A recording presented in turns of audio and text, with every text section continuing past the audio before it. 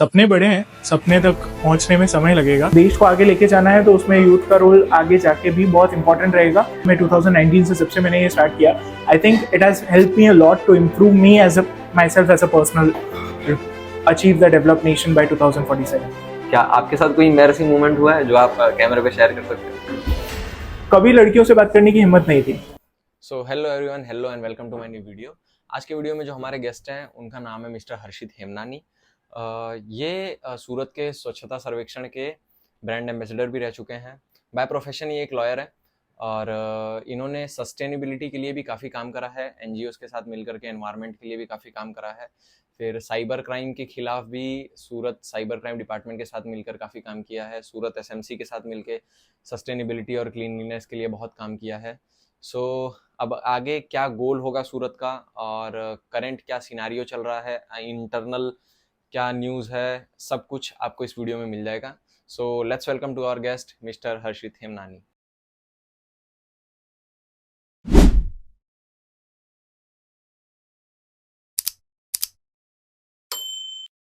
चलो, hello mister Harshit, hello, how are you? I am good.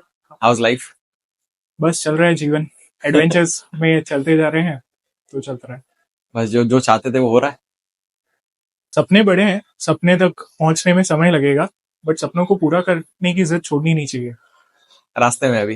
रास्ते में। ठीक है, तो जैसे कि आप लोग को मालूम है कि सर एक ब्रांड एम्बेसडर भी रह चुके हैं सूरत स्वच्छता सर्वेक्षण के। तो उसी से रिलेटेड एक क्वेश्चन है मेरा आपसे कि बीइंग एम्बेसडर ऑफ स्वच्छता सर्वेक्षण, आपने क्या ऐसा चीज नोटिस करा जो कि सूरत को दूसरे सिटीज से अलग करता है? I think community engagement played a major role, और यूथ भी था। जब व्हेन आई ज्वाइंड स्वच्छ भारत मिशन, तब हमारे साथ मुझे याद है कि 2 या 3 ऑर्गेनाइजेशंस जुड़ी थी स्वच्छ भारत मिशन में, जो कॉर्पोरेशन के साथ काम करते थे।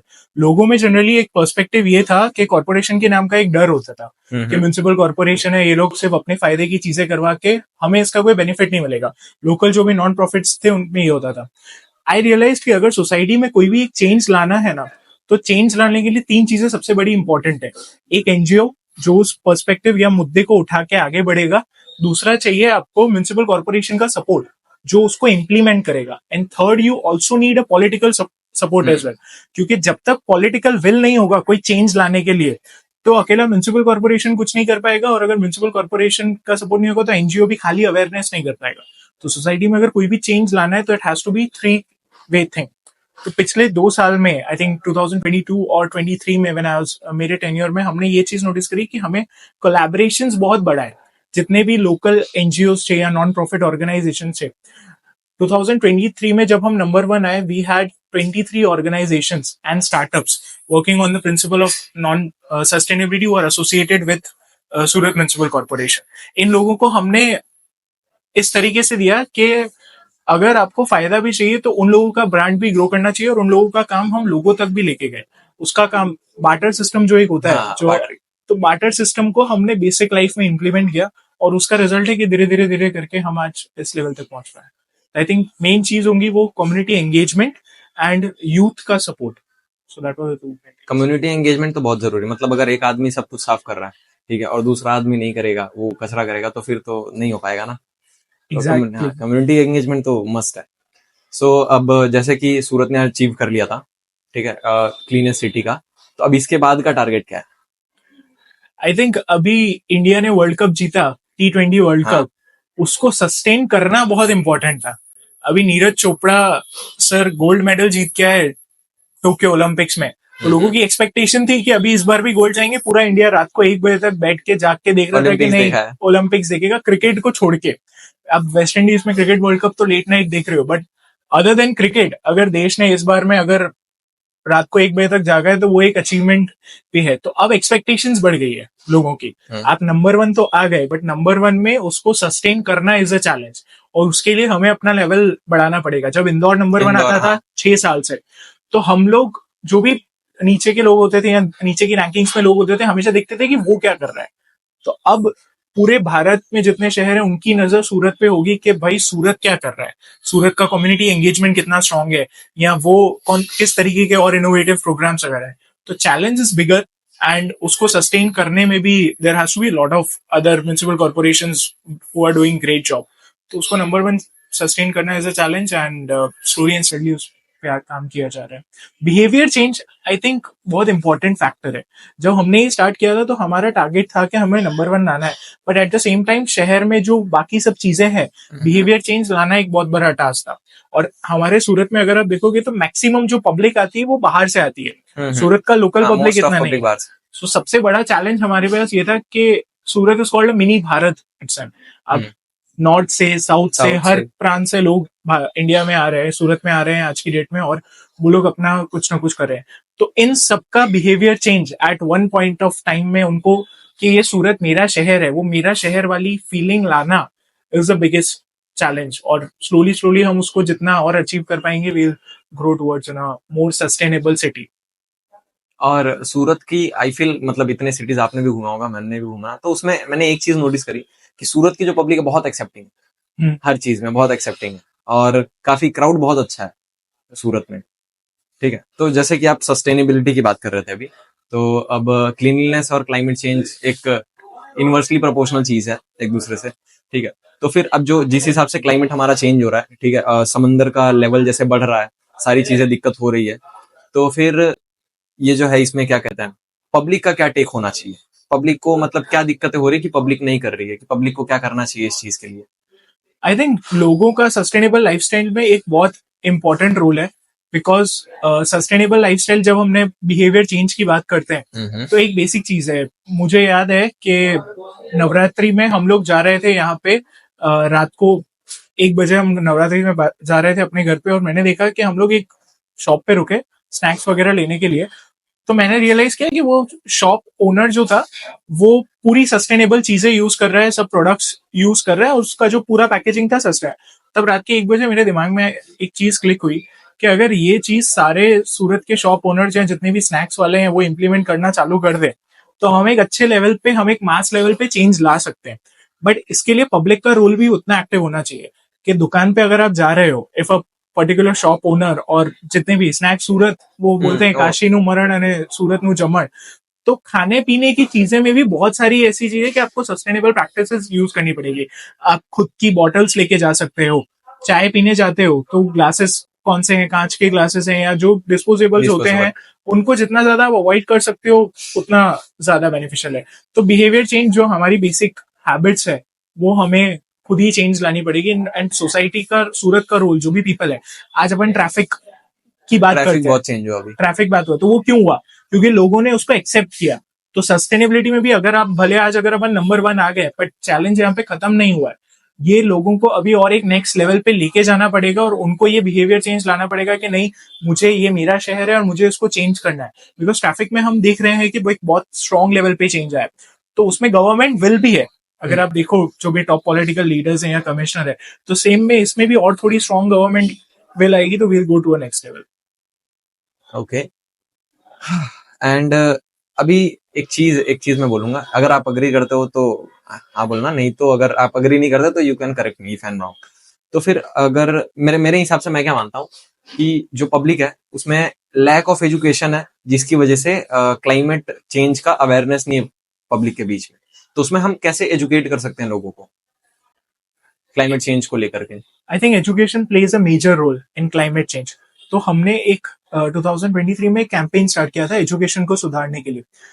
सोसाइटी में अगर कोई भी चेंज चाहिए या अगर आपको एक पॉपुलेशन को चेंज करना है, द मेजर थिंग इज कि बच्चों को एजुकेट करो. बच्चों को एजुकेट करोगे, वो अपने घर के 2-3 लोगों को करेंगे. बेसिक चीज है कि आपको सूखा और गीला कचरा अलग अलग करना है. वो चीज अगर मैंने बच्चे को सिखाती है ना, तो बच्चा अपनी मम्मी को जाके बोलेगा कि नहीं मम्मी, इसको ऐसे नहीं ऐसे करना है. So we did a mass campaign to educate the kids.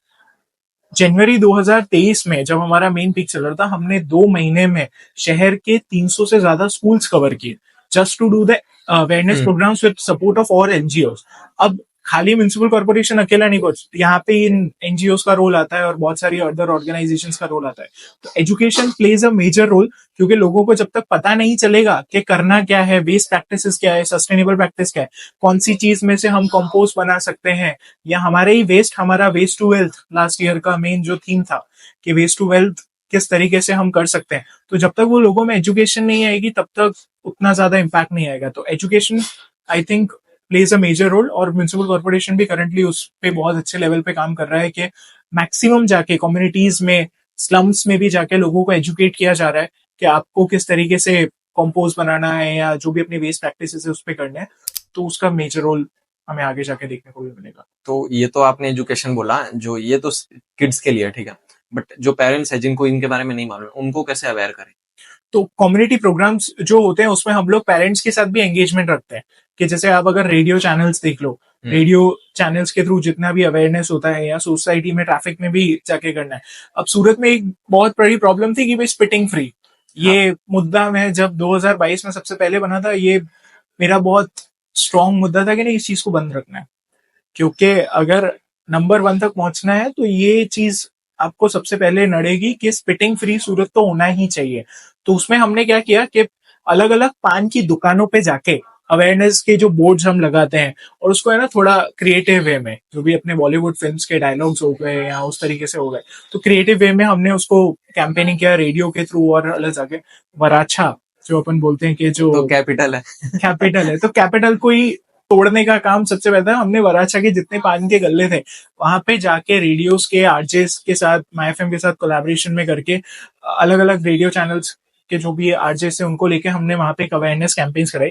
तो लोगों को भी उस चीज का एक अवेयरनेस आता है कि इन्फ्लुएंसर्स जब हम बोलते हैं, इन्फ्लुएंसर्स का रोल बहुत इंपॉर्टेंट होता है। तो स्वच्छ भारत मिशन में और ट्रैफिक में भी अगर आप देखोगे तो सूरत पुलिस ने भी सारे इन्फ्लुएंसर्स को इकट्ठा करके उनके साथ एक अवेयरनेस कैंपेन किया है। तो इन्फ्लुएंसर्स आज क्या होता है कि भाई लोग उसको देख के करें। हाँ। तो जनरली अपनी एज ग्रुप होती है, जितने भी बड़े लोग होते हैं, इंस्टाग्राम पे, सोशल मीडिया पे आज बहुत सारी चीजें वो करते रहते हैं। तो उनका एक मिक्स एंड मैच आपको करके करना पड़ेगा कम्युनिटी एंगेजमेंट के through, awareness sessions through NGOs and through social media, through influencers. Okay, तो what is your advice for the people, to the people about sustainability? I think जो basic चीजें ही follow करनी है। अब ट्रैफिक में अगर अपन देखते हैं तो भाई हेलमेट फॉलो करो, और बेसिक जो चीजें हैं, तो सस्टेनेबल प्रैक्टिस में भी आपको बेसिक चीजें करनी है। आपका जो 2 डब्बे रखने, एक डब्बे की जगह आपको 2 डब्बे रखने हैं, गीला और सूखा कचरा के लिए अलग अलग। जो भी वेट वेस्ट होता है उसका आप कंपोस्ट भी बना सकते हो। बहुत सारी ऑर्गेनाइजेशंस, एजुकेशन सेशंस आप यूट्यूब पे नॉर्मल, खुद को एजुकेट करना इज इम्पोर्टेंट।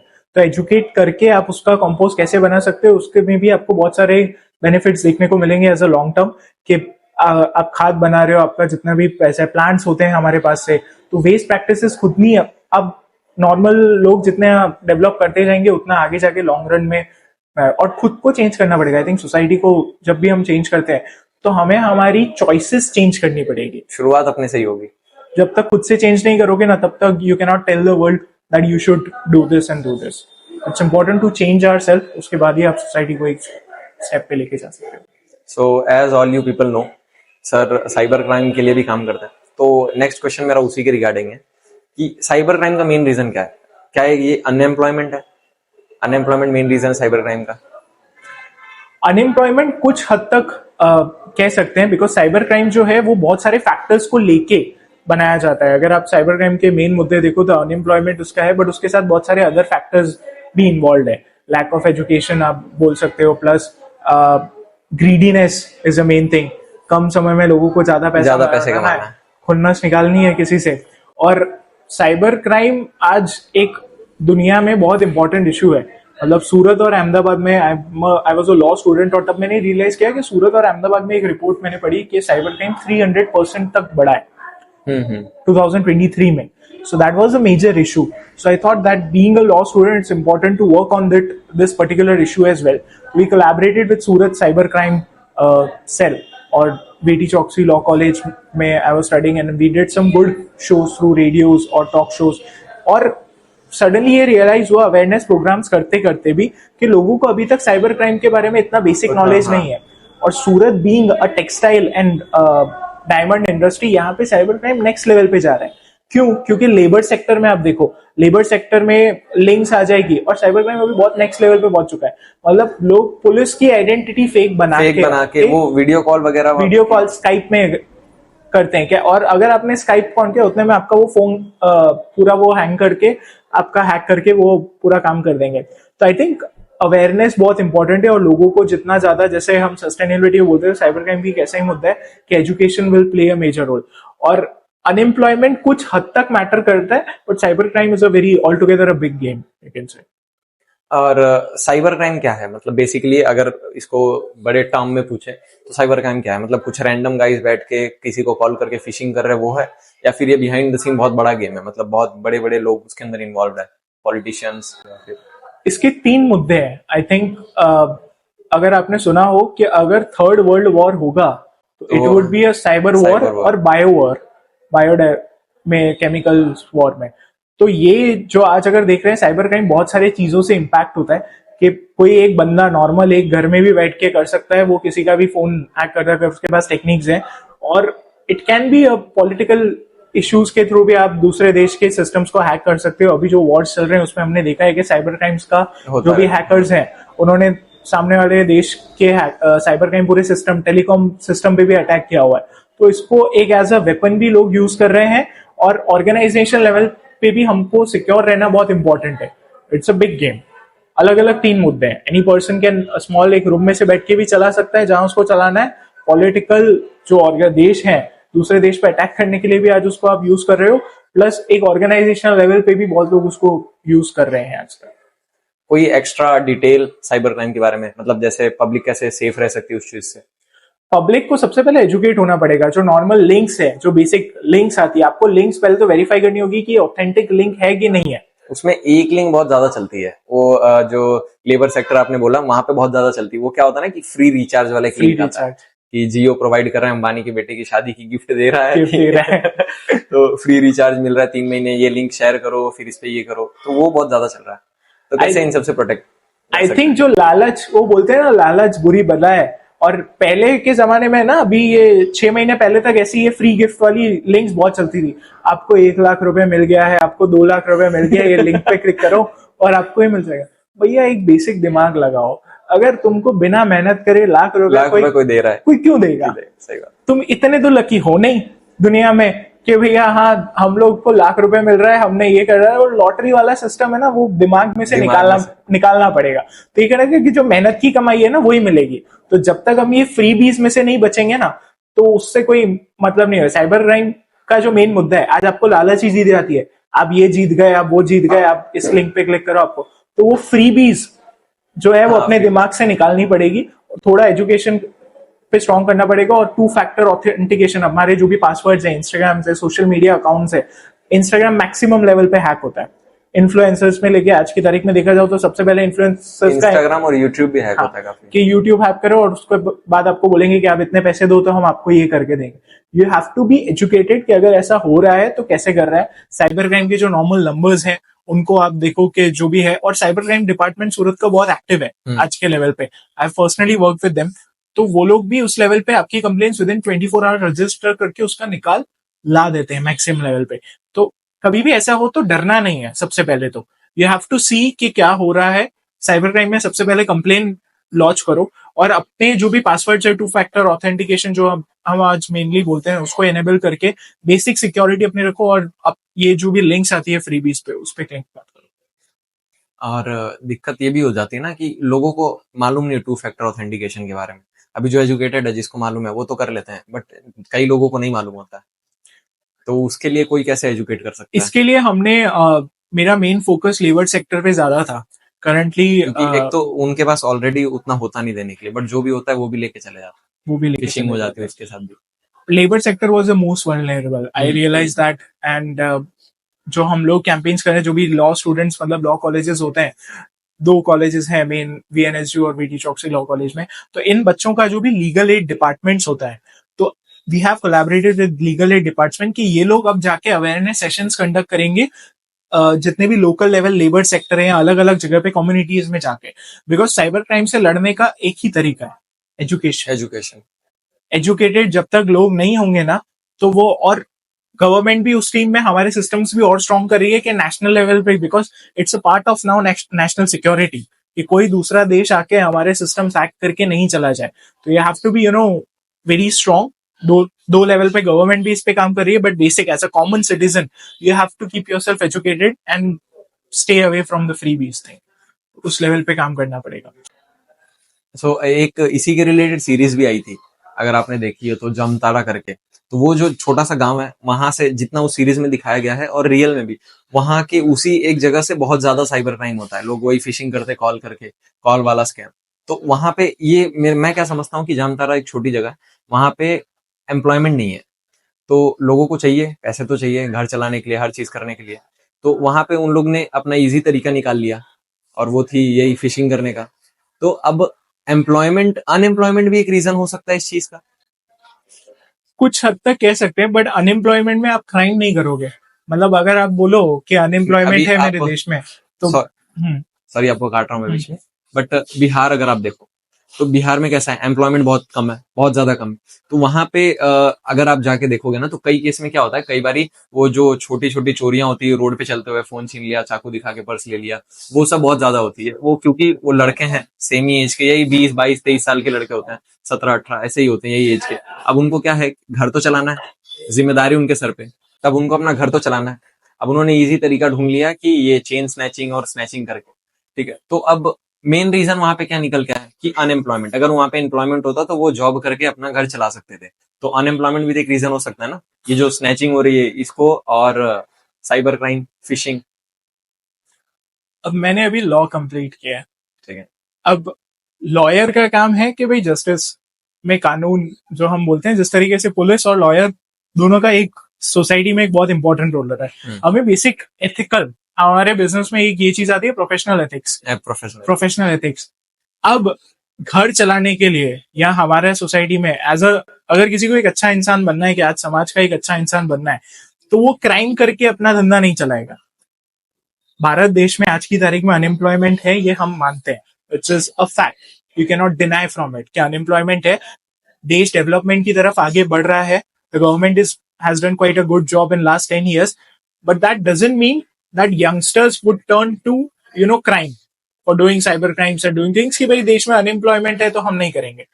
आपको गवर्नमेंट के साथ मिलकर काम करना पड़ेगा। आज गवर्नमेंट की स्कीम्स जो भी देख रहे हो कि एजुकेशन सेक्टर में या स्किल डेवलपमेंट में भी बहुत सारी है। सो अगेन, इसको unemployment and lack of education goes hand in hand. उनको एजुकेशन नहीं है, वो उतने एजुकेटेड नहीं है कि मेरे पास जॉब अपॉर्चुनिटीज कितनी है, या गवर्नमेंट में भी कॉन्ट्रैक्चुअल बेसिस पे भी जॉब कितनी आ रही है। तो वो बहुत इंपॉर्टेंट फैक्टर है, देखना पड़ेगा।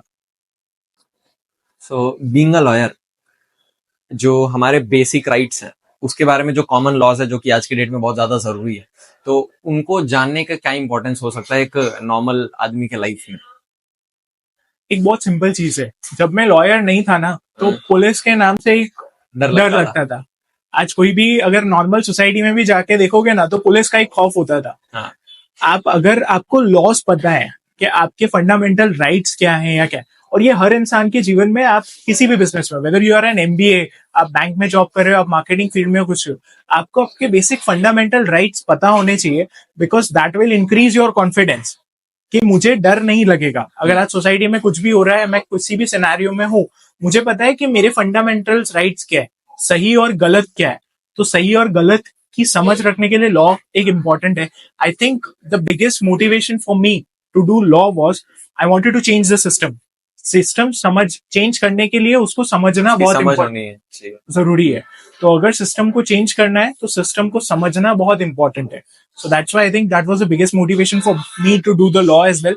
और नॉर्मल पब्लिक के लिए भी बहुत इंपॉर्टेंट है कि आप लॉस को समझो, बेसिक लॉस की आपको नॉलेज होनी चाहिए, तब आपको आपके हक और अधिकार का पता चलेगा कि उस तरीके से आप भी सिक्योर रहोगे अपने जीवन में, और लाइफ में जो भी ऊपर नीचे एडवेंचर्स आते हैं उसका आप सही ढंग से you can move around through the life. और आई फील कि ये बहुत बड़ा इशू है, मेजर इशू है, क्योंकि लोग पुलिस को देख के डरते हैं उनको, जबकि सेफ फील होना चाहिए। एग्जैक्टली। एंड पुलिस में भी आई फील कि काफी करप्शन है, जिसका जो रीजन हो सकता है इस चीज का, जो पब्लिक की नजर में एक डर आ गया है, वो उसी की वजह से हो सकता है। I think youngsters and young lawyers, when I started law, ये मुद्दा मेरे दिमाग में था और मैंने मेरे सीनियर से ये सब क्वेश्चन बहुत बार करे कि आपको अगर सिस्टम को चेंज करना है, या corruption is a very major thing is well, तो करप्शन को चेंज करने के लिए जो भी यंग लॉयर्स है ना, दैट हैज टू चेंज। अगर आप पुलिस के पास भी जा रहे हो, या तो लॉयर्स एक मेन मीडियम होते हैं, तो they have to change their self. और जितने भी, अगर आपको सोसाइटी में कोई भी चेंज लाना है ना, तो youth will play a major role in any sector.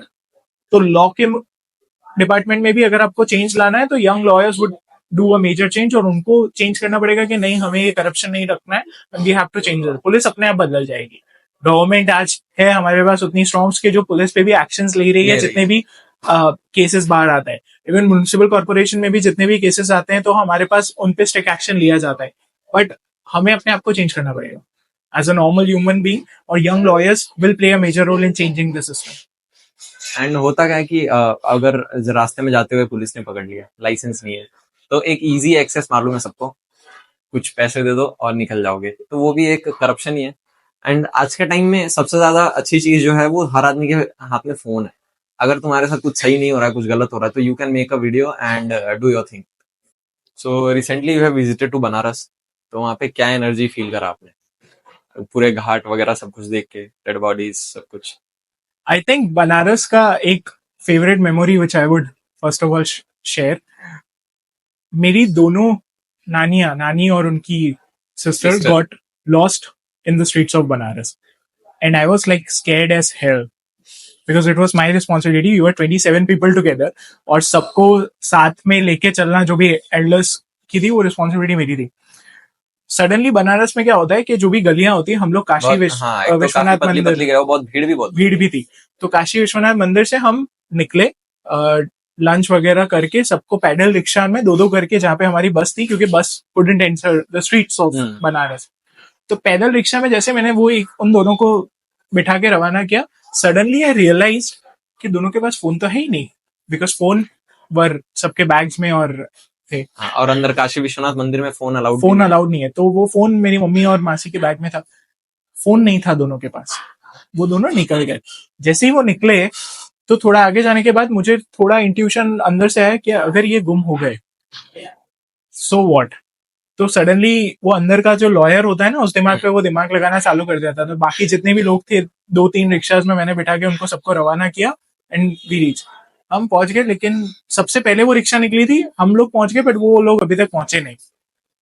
उनको ढूंढने के लिए हमने एक दूसरी रिक्शा पकड़ी, और जितनी बनारस की गलियां हैं ना, वो हम सब घूम के आ गए, because we had no idea कि भाई अब क्या करना है, कैसे करना है। लकीली वी गॉट कि उनमें से एक को उन्होंने सूरत फोन किया मामा को, और मामा ने हमको ये फोन किया कि वो लोग यहाँ इस जगह पे बैठे हैं और अब आप उनको लेके जाओ, और लोकेशन के dot we found them in the and.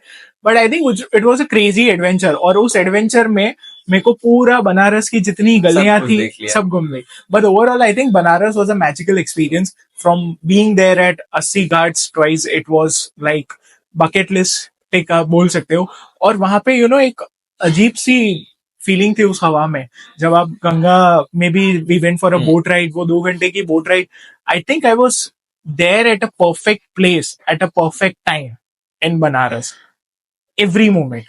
So I feel blessed about that, is whether it's like Kashi Vishwanath मंदिर, जो भी टाइमिंग थी, बोट राइड भी सनसेट के टाइम पे, and we got to witness the moon rise as well. I feel I was there at a perfect place at a perfect time. And एक last topic मैं add करना चाहूंगा यहाँ पे, कि अभी आपने देखा ही होगा बांग्लादेश में क्या चल रहा है, तो क्या रीजन है उसके पीछे और उसका आगे क्या हो सकता है? आई थिंक बांग्लादेश में जो हम इशू अभी फेस कर रहे हैं, दैट इज हम पास्ट में फेस कर चुके हैं, एंड उस टाइम भी Sheikh Hasina got flew to India only many times. अगर आप देखो कि लोग हिंदू मुसलमान की बात करते हैं हमारे देश में, और ग्लोबल लेवल पे भी 45 से ज्यादा मुस्लिम कंट्रीज हैं दुनिया में आज की तारीख में, but she choose to India which is a Hindu nation, and even though she is a Muslim. Exactly. तो हिंदू मुस्लिम हमने एक कम्युनिटी स्टार्ट करी, आई थिंक सरहदों के पार recently, which is about bringing people of community of India and Pakistan youth together. We know what's going on in the border as well, हमें पता है कि देश पे क्या चल रहा है, and we are not involve in the government process. मगर आप लोग देखोगे ना, नॉर्मल कॉमन लोग, सरहद के उस पार भी लोग रहते हैं। आज आप फॉरेन चले जाओ, जब भी ये दोष इंडिया पाकिस्तान के लोग अगर साथ में मिलेंगे ना, तो वो उनका एक भाईचारा एक नेक्स्ट लेवल पे होता है। रिसेंटली आप ओलंपिक्स में भी देखो, नीरज चोपड़ा और अर्शद की स्टोरीज बहुत वायरल हुई है। तो सरहदों और इंडिया में भी लोगों ने काफी स्टोरीज लगाई उनके उसके गोल्ड जीतने पे, गोल्ड जीतने में उनकी माँ का, दोनों की माओ का जिस तरीके से रिएक्शन था। तो कहीं ना कहीं हमें ये रियलाइज करना इंपॉर्टेंट है और बहुत जरूरी है कि सरहदों के पार जो एक जहां है, वहाँ पे भी हमारे ही लोग हैं.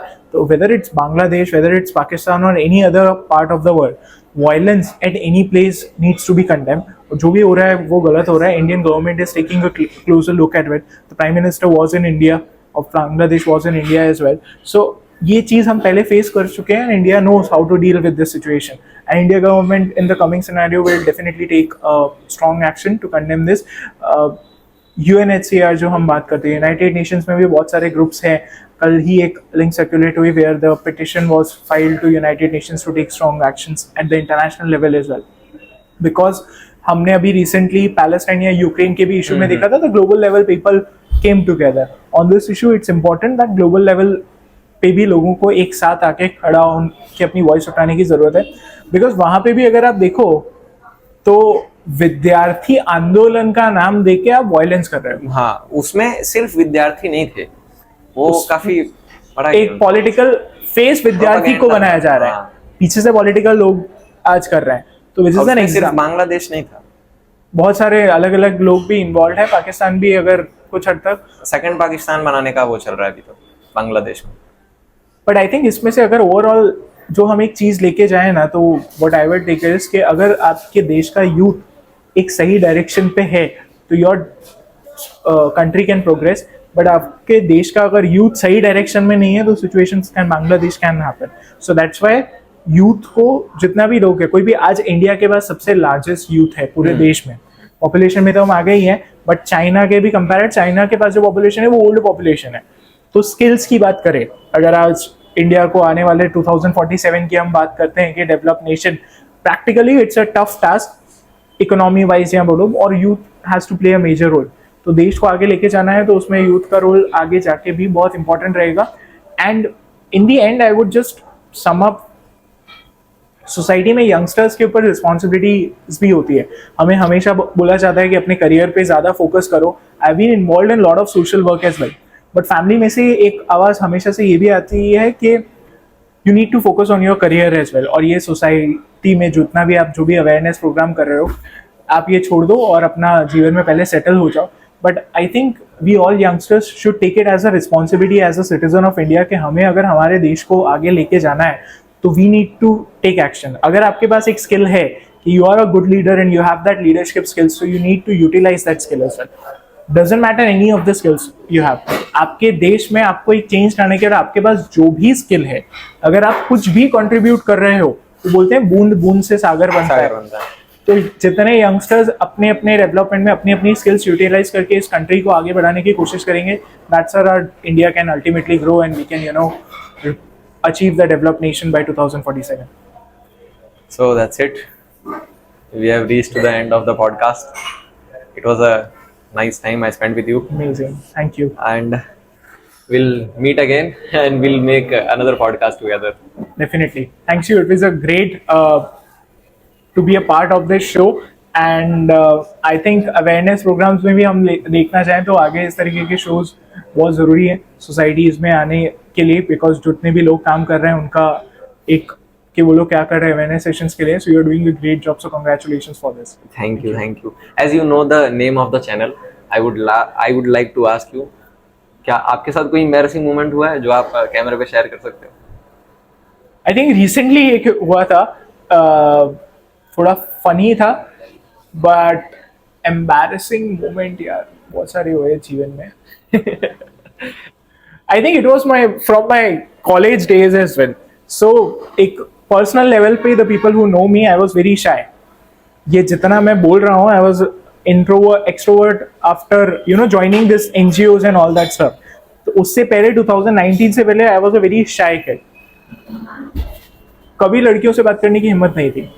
So till 12th standard school में हेड बॉय थे, और लोगों में, because I was a head boy, I didn't have the confidence to speak to girls. तो लोग मुझे लड़कियों के ना अमॉन्ग में I was more popular as mister rude. उन्हें ये लगता था कि ये रूड है, क्लास मॉनिटर है, हेड बॉय है, इसको घमंड है अपने आप का. बट एक्चुअली में मुझ में वो कॉन्फिडेंस नहीं था उनसे बात करने का. तो कई बार बहुत सारे एम्बैरेसिंग सिचुएशंस उस टाइम पे आ जाते थे कॉलेजेस में. और जैसे जैसे कॉलेजेस में आप बढ़ते गए, एनजीओज में काम करते गए, you became extrovert and start. और आई थिंक कम्युनिटी सर्विस इसमें बहुत इंपॉर्टेंट रोल प्ले करता है. तो जितने भी हाँ, यंगस्टर्स हैं extrovert. कि आपको आपकी पर्सनालिटी डेवलप करनी है, तो कम्युनिटी सर्विस खाली ये नहीं है कि आप सोसाइटी के लिए कुछ कर रहे हो, you are improving yourself as a person as well. So that's what I feel that पिछले 5 सालों में 2019 से जब से मैंने ये स्टार्ट किया, I think it has help me a lot to improve me as a my self as a personal level पे भी. So that's it. We'll see you again. Definitely. Thank you, Mr. Arshit. Thank you. Thank you.